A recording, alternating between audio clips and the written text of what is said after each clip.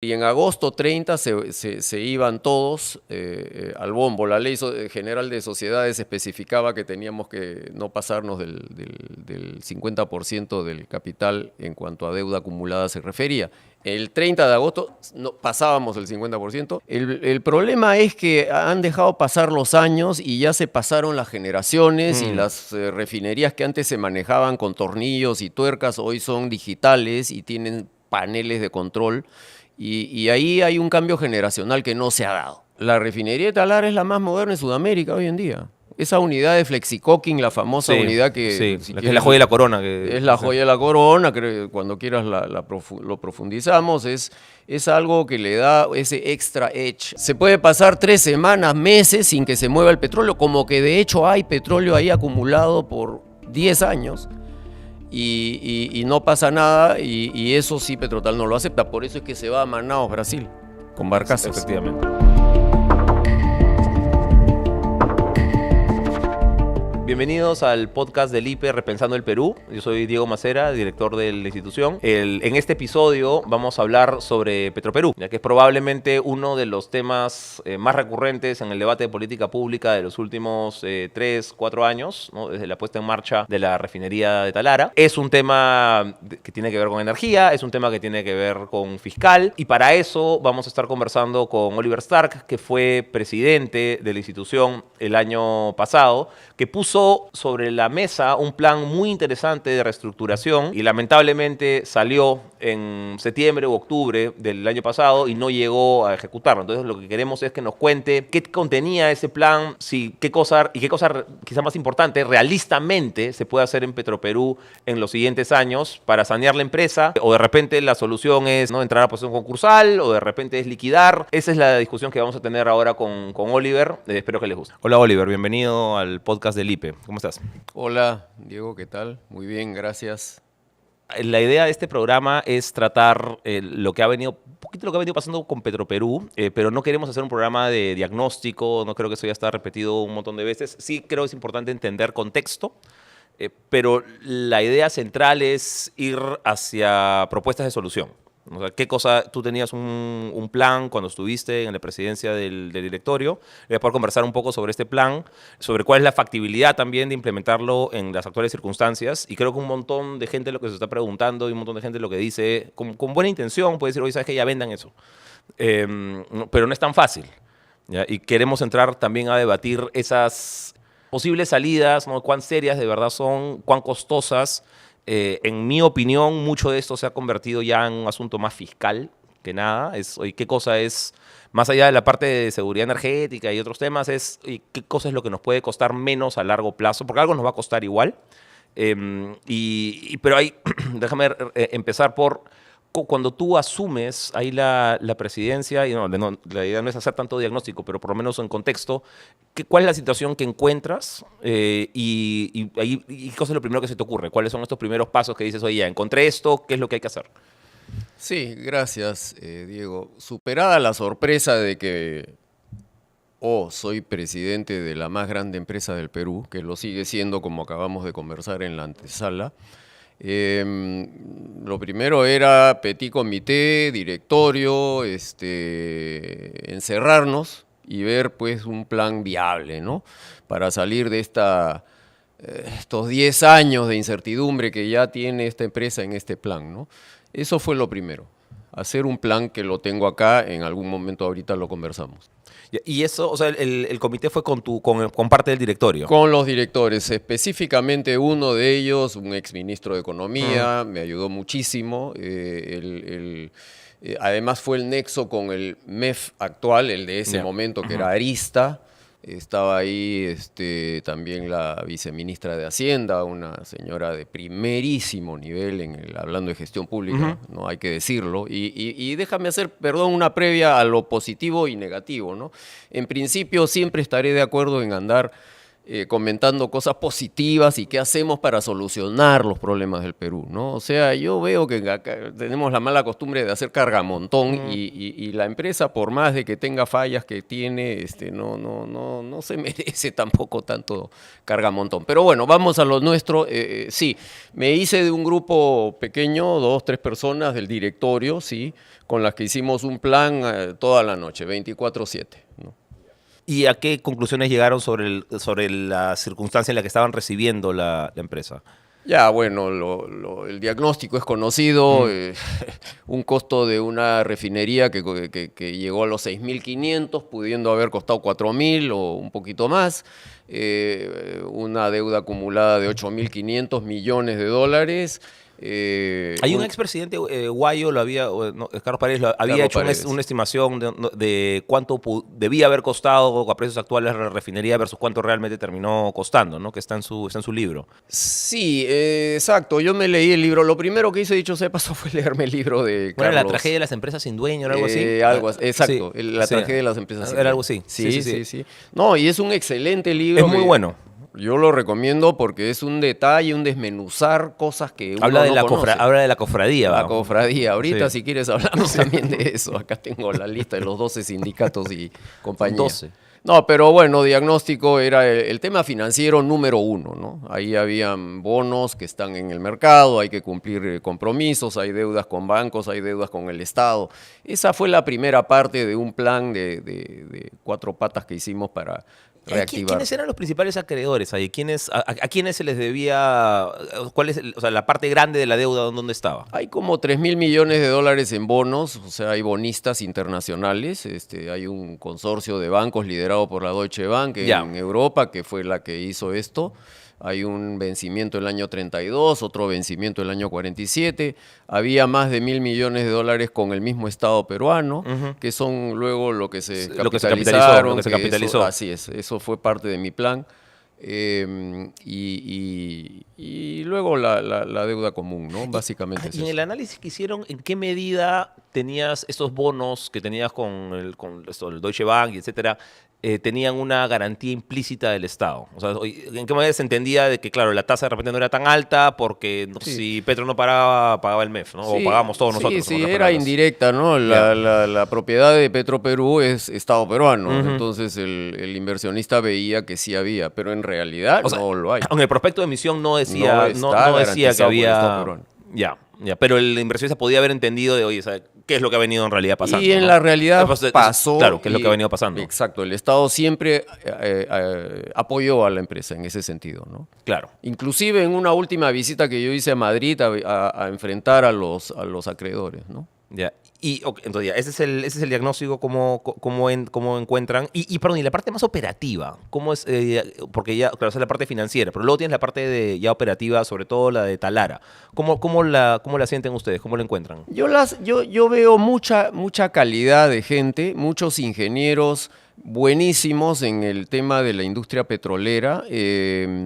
El problema es que han dejado pasar los años y ya se pasaron las generaciones y las refinerías que antes se manejaban con tornillos y tuercas hoy son digitales y tienen paneles de control y ahí hay un cambio generacional que no se ha dado. Pero digamos, la infraestructura está con los puestos paneles, o sea, está con la última tecnología, está con los paneles digitales. El tema es la actualización de las personas que van a gestionar. La refinería de Talara es la más moderna en Sudamérica hoy en día. Esa unidad de flexicocking, la famosa unidad que... Sí, es la joya de la corona. Es la joya de la corona, cuando quieras lo profundizamos. Es algo que le da ese extra edge a la empresa, le da esa utilidad adicional a la empresa. Entonces no deberían haber problemas. Por eso es que yo sí creía en un salvataje de la empresa, ¿no? Habiendo previamente analizado las 2 primeras opciones, venta, privatización, quiebra o proceso concursal. Ya. Ambas, según yo, no... Ya, entremos a eso porque creo que eso es lo que le interesa a un montón de gente entender mejor.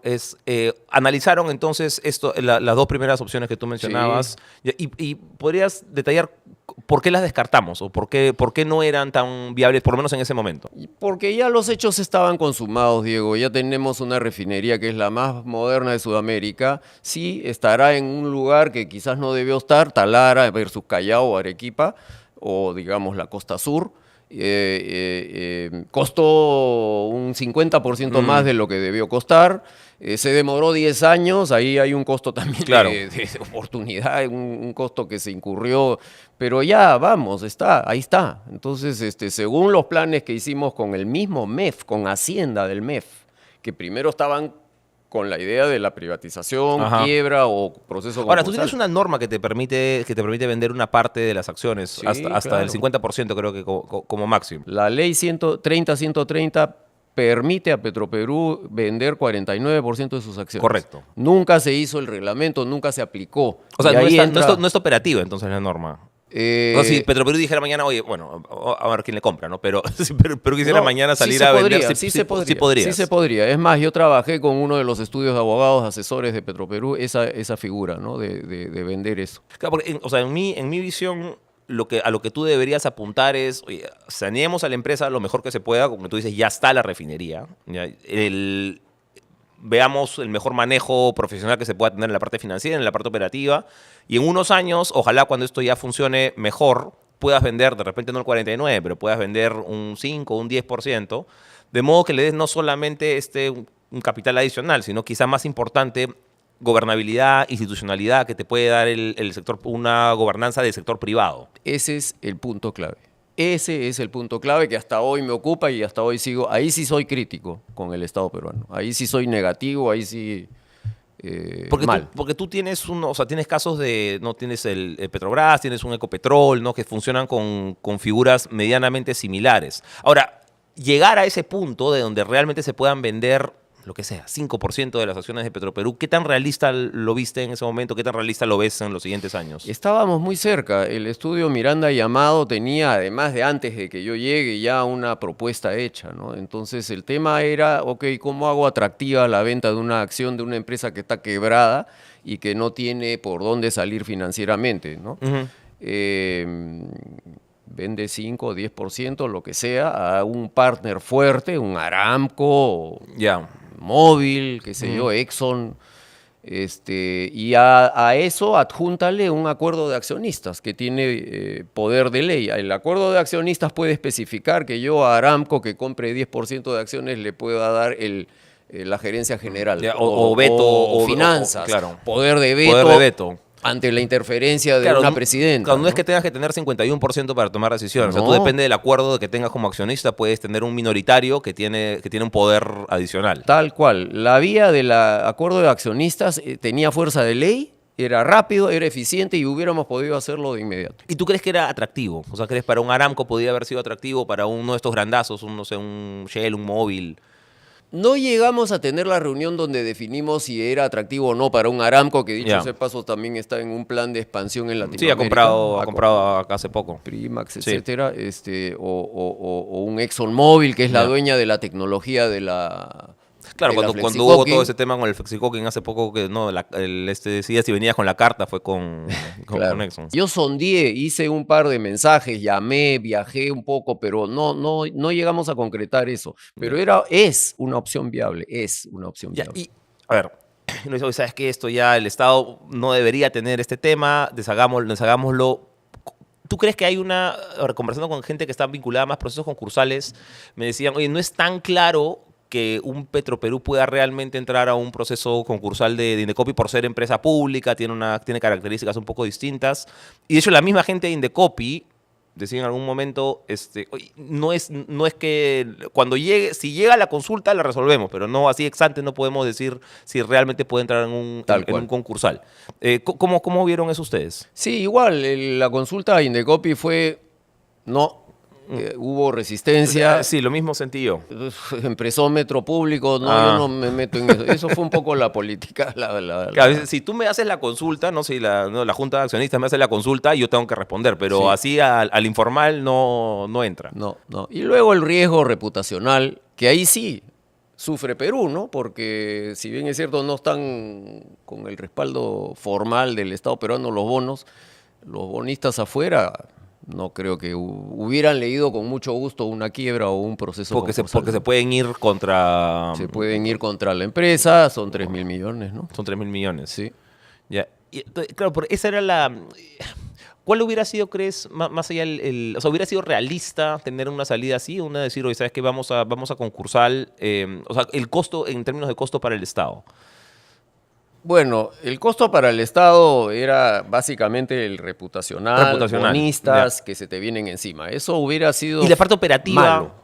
O sea, ¿cómo sientes que hubiera funcionado En la ese parte proceso? operativa eso fue lo que nos hizo investigar el asunto. Claro, tú le das una coraza a la empresa, la limitas de ataques de acreedores, le das libertad para operar, pero aún en ese estado teníamos un problema adentro, ¿no? De management adentro, de gestión pública, que es el tema básico acá, ¿no? Probablemente es el más importante, ¿no? O sea, yo de hecho, cuando, y hay tema personal, ¿no? Pero cuando el directorio que liderabas no termina su mandato, creo que fue septiembre del año pasado, octubre, ¿no? sí. Septiembre del año pasado. Fue un poco decepcionante, ¿no? Porque oye, este era un directorio que estaba entrando a hacer más o menos las cosas que uno piensa que deberían hacer y en vez de darle el respaldo político que se necesitaba, dice, oye, hasta aquí nomás. Entonces, la percepción, por lo menos que me dejó a mí, es, oye, esta empresa institucionalmente está quebrada. O sea, más allá de la parte financiera, institucionalmente es bien complicado reflotarla por la cofradía de la que hablábamos un ratito, por los intereses políticos de más arriba. Entonces, en esa circunstancia, pensar que eventualmente se va a reflotar y va a ser, no vamos a estar más a un camino de ruta a Ecopetrol, de repente es ingenuo. No sé, ¿qué opinas sobre eso? Sí, bueno, blíndala, créale una ley BCR a Petroperú. Entonces, por ahí empiezas a ayudar en esta gestión de, primero, traer inversionistas 10, 20, hasta 49%, poner directores privados, cambiar la gobernanza. El tema es gobernanza y gestión pública, ¿no? Y ahí lo que explicaba, de hecho, lo que contaba Guayo en su libro era, claro, tú puedes poner, de repente puedes hacer una mejor estructura de directores, ¿no? Y traes algunos independientes, Árabes, ¿no? O sea, bacán.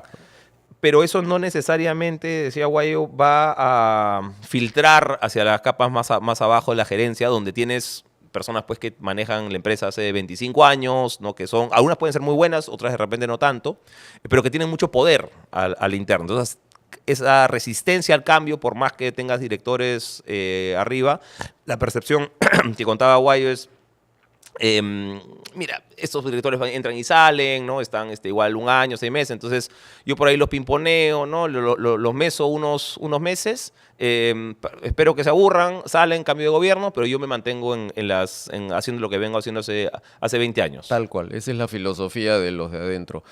Pero Guayo o Carlos Paredes sufrió en carne propia ese problema, ¿no? Él inclusive por un video, audio que sale, él tuvo que renunciar, que eso fue un tipo que fue y grabó. En fin, él tiene ahí un tema personal también. Personal contra los sindicatos, ¿no?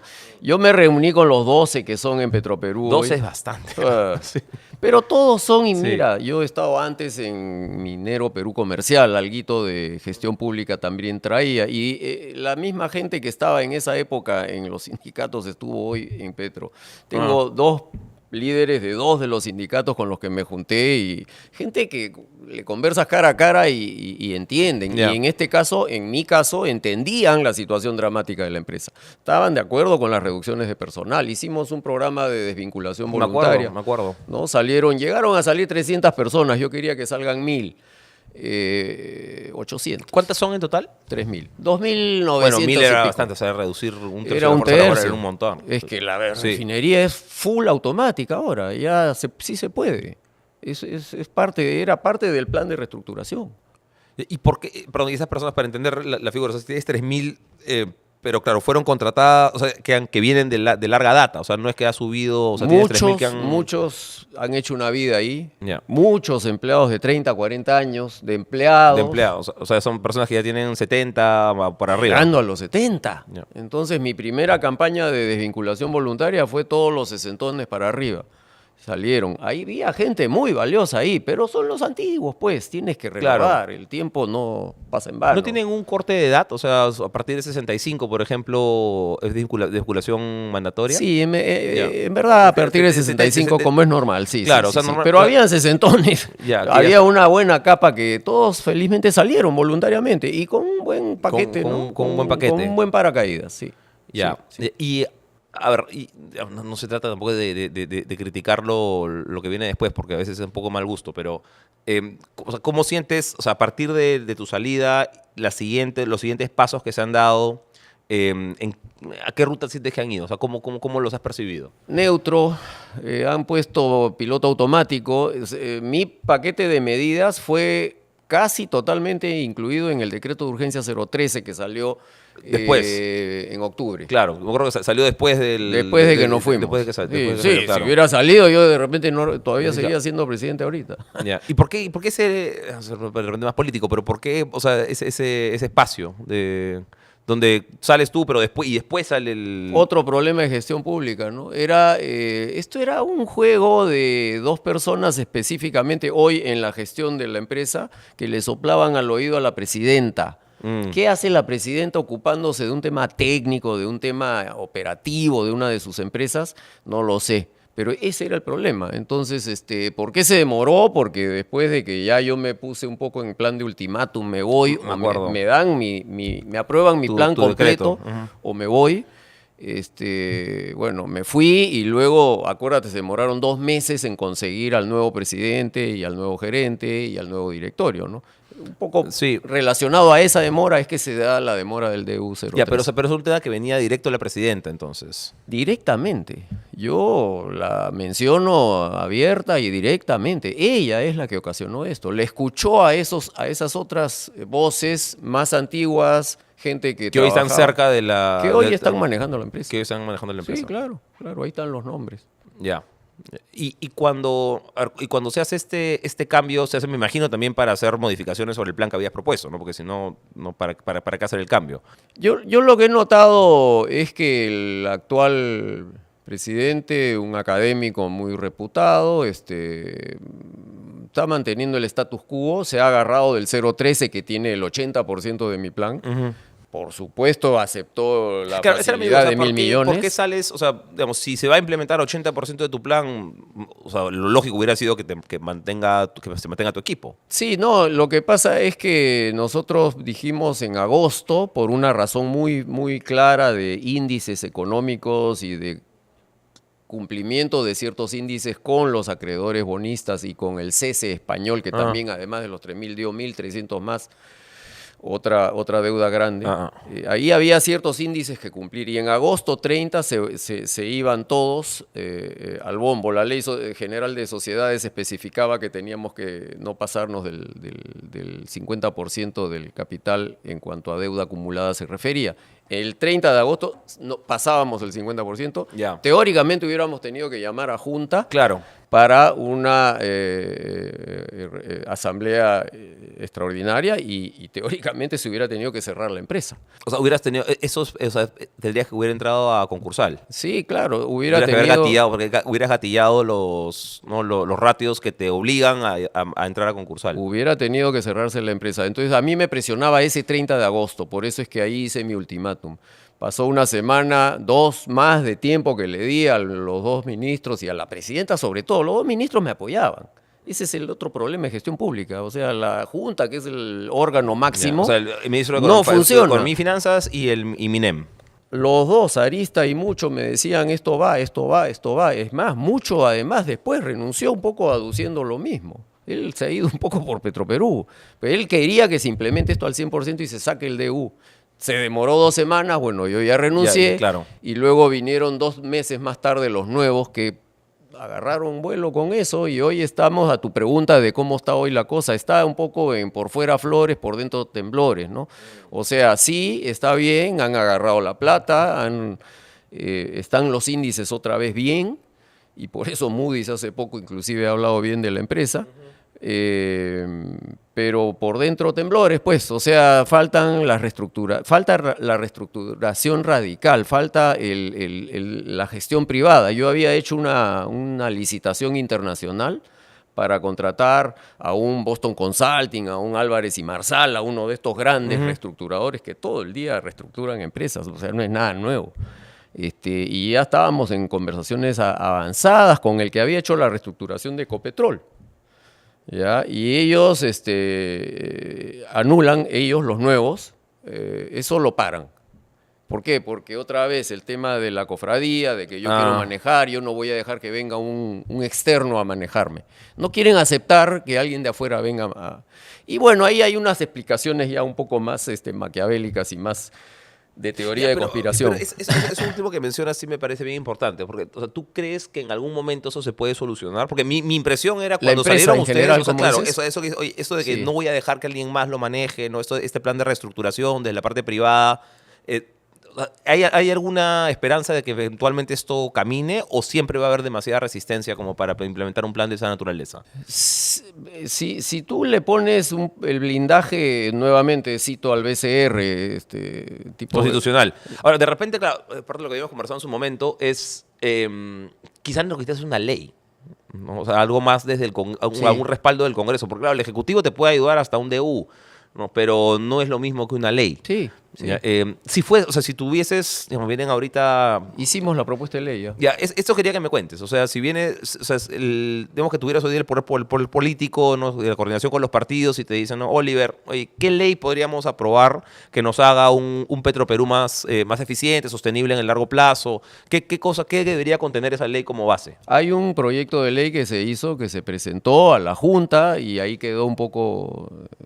flotando, pero pasaba básicamente por la venta ya ejecución, no era la venta, podemos vender hoy, pero era ejecutar la venta de acciones hasta el 49%, acuerdos de accionistas, de manera tal que el CEO, el CFO, el COO, o sea, el operativo, el financiero y el general, sean escogidos por el directorio autónomamente de la influencia política. Ya. Era básicamente... Como ley. Ya. Sí, como ley. Ya. Blindar la injerencia política. Repito, yo he estado en junta presentando el plan en julio del año pasado, aprobado. En agosto me citan a Palacio y voy 3 veces al despacho de la presidenta, a que ella escuche lo que yo tenía que decir. Entonces yo decía, ¿qué le voy a contar a la presidenta? Un tema altamente técnico, financiero. Aparte, o sea, ahí el canal es a través con el ministro, ¿no? Además o sea, es mucho y arista. Claro, ese es el Era canal. la Junta General de Exactamente, Accionistas. ese es el canal. Es ahí donde se tiene que tomar la decisión. No es así en el Estado hoy con Petroperú. Se va hasta arriba y la presidenta que le contó algún cuento a alguien dijo, no, Oliver no. Oliver es un privatista. Mejor tráiganme a mi amigo, ¿no? Eso hay que volarlo y eso se puede hacer vía ley, ¿no? Ya, porque yo recuerdo la presidenta en algún momento usaba este argumento de porque Petroperú es el único que puede llegar a las comunidades alejadas, ¿no? O sea, y eso que hoy es el único que llega, pero ahí mi razonamiento es, pero tú no podrías hacer, si en verdad quisieses, ¿no? Que un contrato donde un privado lo llegue con algún tipo de subsidio, que me parecería absolutamente lógico. Sí, no, hablamos mucho de eso porque me parecía que ese era un argumento que tenía la presidenta bien marcado, ¿no? Sí, pues el típico nacionalismo contra... Pero claro, pero no era o sea, es un argumento que podrías perfectamente resolver sin necesidad de tener una empresa pública en la situación en la que está. Sí. Dentro de mi plan estaba cerrar, por ejemplo, la refinería de Conchán y de Iquitos, ¿no? Yeah. ¿Por qué? Porque pierden plata y producen una gasolina con más de 5.000 ppm de azufre, totalmente antitécnico en el mundo hoy.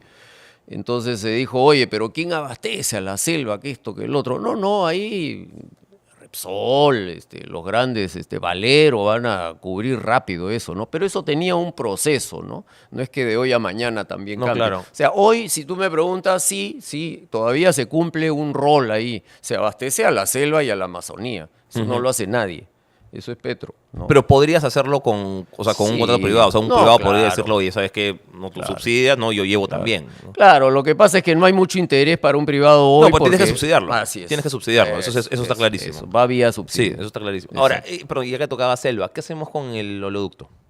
Esa es una pregunta muy buena. A mí me encantó el oleoducto, yo me encariñé con el oleoducto y más allá de ningún síndrome de Estocolmo, no es que me haya enamorado del ladrón o del secuestrador, sino que el oleoducto, es un círculo vicioso hoy. Hoy el Perú no explora, el Perú no produce, estamos en 39.000 barriles día.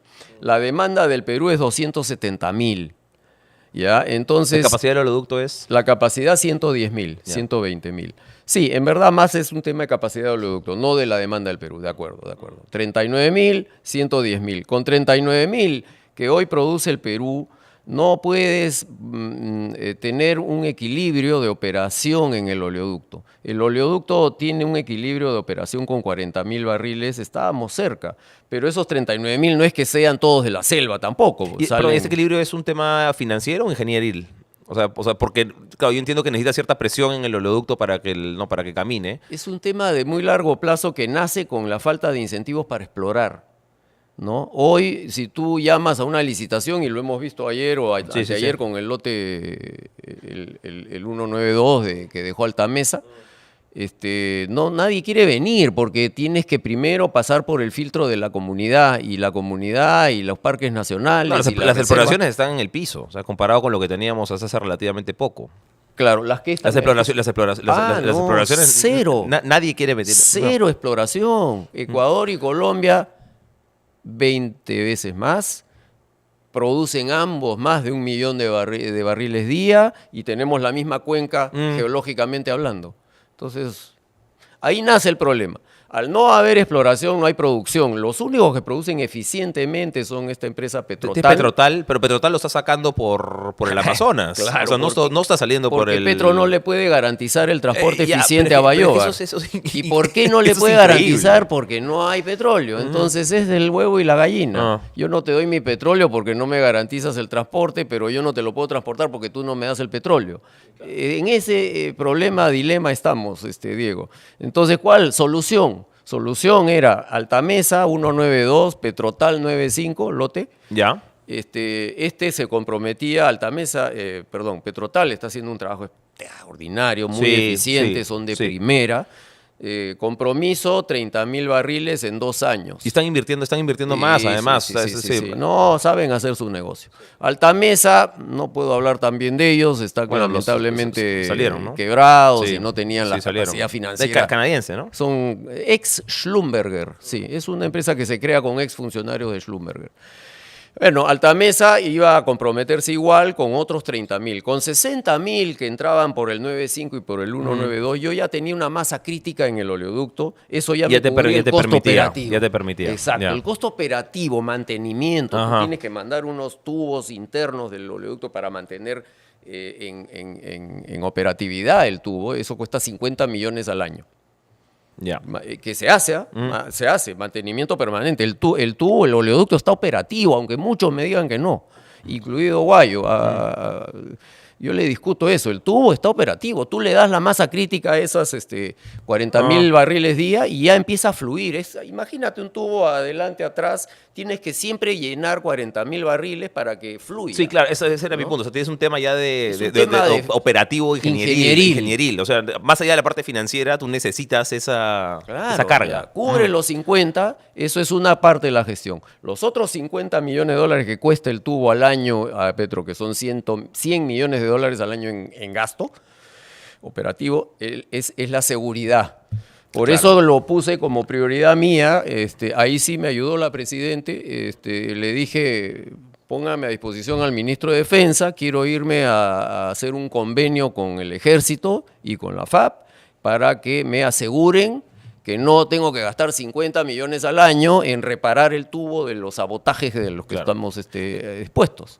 Y una duda sobre el tubo. Cuando tú tienes una baja carga, ¿afecta en algo la velocidad del traslado del...? O sea, digamos, yo pongo hoy, desde donde está hoy día Petrotal, ¿no? Petróleo. ¿Cuánto tiempo se demora en llegar hasta el otro lado? Sí, es cuestión de días. Y obviamente hay más o menos días dependiendo de la presión que hay dentro del tubo, ¿no? En la parte ancha son 36 pulgadas, en la parte delgada me acuerdo que eran 18 o 20 pulgadas, etcétera. Ahí es un tema físico de ingenieros para llenar y hacer la velocidad crítica, ¿no? Para ir cerrando. Pero con esas 40 se daban. Ya, ahí llegabas. Sí, se daba. Llegaba en 4 o 5 días a Bayoar, eso era razonable para Petrotal. Claro, hoy no puedo prometer eso, a veces se puede pasar 3 semanas, meses sin que se mueva el petróleo, como que de hecho hay petróleo ahí acumulado por 10 años y no pasa nada, y eso sí Petrotal no lo acepta. Por eso es que se va a Manaus, Brasil, con barcazas. Efectivamente. Es carísimo y ridículo, pero es más rentable que la otra salida. Es que es absurdo, peruano. sí. Claro. La gente de Petrotal me decía increíble. Claro.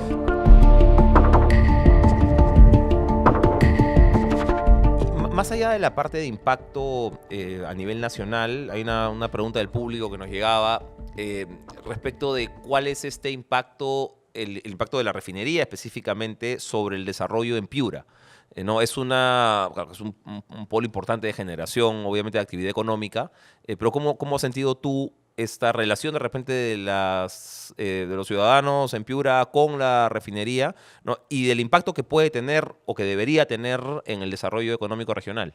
Sí, excelente pregunta del público. Yo creo que, bueno, dentro de mi plan estaba mudarnos a Talara, todos los funcionarios, toda la empresa, ¿no? Y dejar el edificio de Lima, el emblemático edificio de Lima. Claro, tú te vas a Talara, llevas a 1.000, 2.000 personas que tienen que contratar departamentos, tienen que usar clubes, van a ir a la playa, van a ir al restaurante, van a ir al cine. Generas un impacto económico ahí nomás. Y yo tengo que decir que a mí la verdad me decepciona, y quizás eso sea materia de otra investigación de la gestión pública. En Talara yo me he paseado por la ciudad y la verdad que es una cosa para llorar, ¿no? O sea, no se entiende. O sea, queda todavía mucha brecha. No se entiende cómo le he metido $8.500 millones a una refinería y que produzca 5.000 millones en ventas al año, y Talara siga siendo un pueblo olvidado, ¿no? Eso a mí me indignó, la verdad, pero ya no llegué a meterme, eso ya es un tema más O sea, habiendo político. recursos para hacerlo, o sea, es parte del... Bueno, en una empresa que factura 5.000 millones siempre habrá para ayudar de alguna manera, ¿no? Por lo menos para salir del aeropuerto de Talara en una pista que no tenga los huecos que tiene esta, ¿no? Ni las pickups pasaban por ahí. ¿Y había alguna relación ahí de la empresa con el gobierno regional, con las municipalidades, que pueda, o sea, que, digamos, que ayude a de repente cerrar algunas brechas, o no había un plan tan... Sí, hay muchas relaciones, y obviamente las autoridades locales, alcaldes, gobiernos regionales, etcétera, buscan en el contacto, ¿no? A nivel de específicamente Talara había un acuerdo previo a mi gestión de dotar de agua potable a la ciudad, ¿no? Básico, ¿no? Entonces, Petroperú acababa de invertir en una planta de tratamiento de agua, de reciclar agua salada para convertirla en agua de refrigeración para la refinería, y en relación a eso se conversó sobre un abastecimiento de la planta.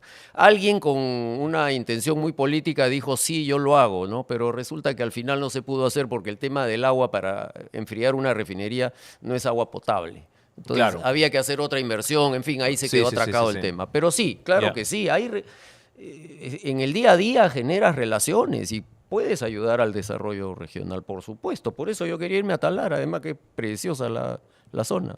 Para ir cerrando, o sea, a ver, la idea de hacer eso era es lo más propositivo posible, ¿no? Entonces, digamos, dadas las limitaciones que tenemos de varios frentes, ya, o sea, tenemos una parte de la presión financiera, tenemos la parte del manejo interno que tú decías, ¿no? Los temblores de adentro, tenemos la parte política también, ¿no? De repente, oye, ¿sabes qué? La cosa es esperar al siguiente gobierno, sería una alternativa. Pero tú, ¿cómo ves ahorita por dónde debería ser? Tú tienes el poder para tener 2 o 3 buenas medidas, ¿no? ¿Por dónde crees que pasa la solución? Porque no es, ya he conversado, no es la parte concursal, no es, pero realistamente, que es lo importante, o sea, con las restricciones que tenemos, ¿qué cosa realmente se puede hacer?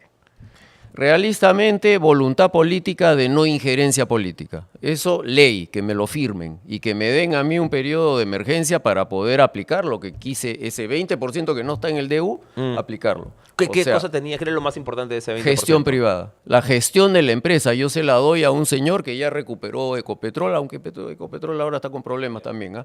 Pero hemos hablado con el que recuperó Ecopetrol, un ex ministro de Santos en Colombia. Ya. Entre otros, eran como 8 empresas.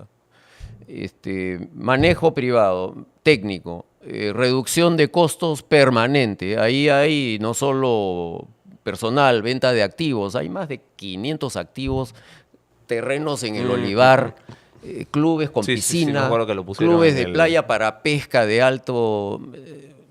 véndelo, yo sé que no es mucho, pero no es más señal, ¿no? Es una señal.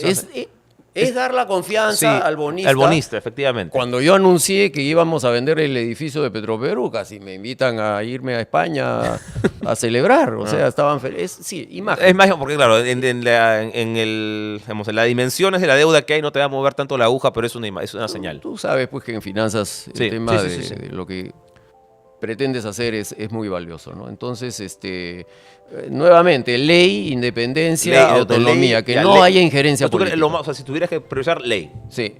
Dos, gestión privada de la empresa. Eso ya que mi licitación se Pero eso va amarrado con la ley. Eso después de la ley. Claro, o sea, es la ley y luego de ahí te metes. Claro, porque pero ley es la clave es darle una autonomía, un blindaje tipo BCR nuevamente a la empresa. Por ahí comienza la cosa. La injerencia política es la culpable de todos los males de esto. Entonces lo pediríamos al siguiente congreso. Sí, de acuerdo. No creo que te lo acepte. De repente para el siguiente. Sí. Oye, Oliver, te agradezco un montón la conversación, el tiempo y las reflexiones. A ustedes, a ti, Diego, muchas gracias.